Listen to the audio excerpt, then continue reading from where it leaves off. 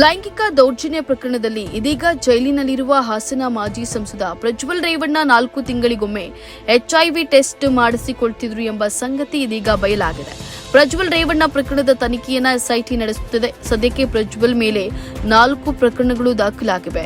ಈ ಪ್ರಕರಣಗಳ ವಿಚಾರಣೆ ವೇಳೆ ಹಲವು ಸ್ಫೋಟಕ ಮಾಹಿತಿಗಳು ಬಯಲಾಗಿವೆ. ಅದರಲ್ಲಿ ಈ HIV ಟೆಸ್ಟ್ ವಿಚಾರವೂ ಒಂದು. ಸಾಕಷ್ಟು ಮಹಿಳೆಯರಿಗೆ ಬೆದರಿಕೆ ಹಾಕಿ ಬಲವಂತವಾಗಿ ಅಸುರಕ್ಷಿತ ಲೈಂಗಿಕ ಸಂಪರ್ಕ ನಡೆಸುತ್ತಿದ್ದ ದೂರು ಪ್ರಜ್ವಲ್ ಮೇಲಿದೆ. ಇದರಿಂದ HIV ಬರಬಹುದು ಎಂಬ ಆತಂಕದಿಂದಲೇ ಪ್ರತಿ 4 ತಿಂಗಳಿಗೊಮ್ಮೆ HIV ಟೆಸ್ಟ್ ಮಾಡಿಸಿಕೊಳ್ತಿರಬಹುದು ಎಂದು ಶಂಕಿಸಲಾಗಿದೆ.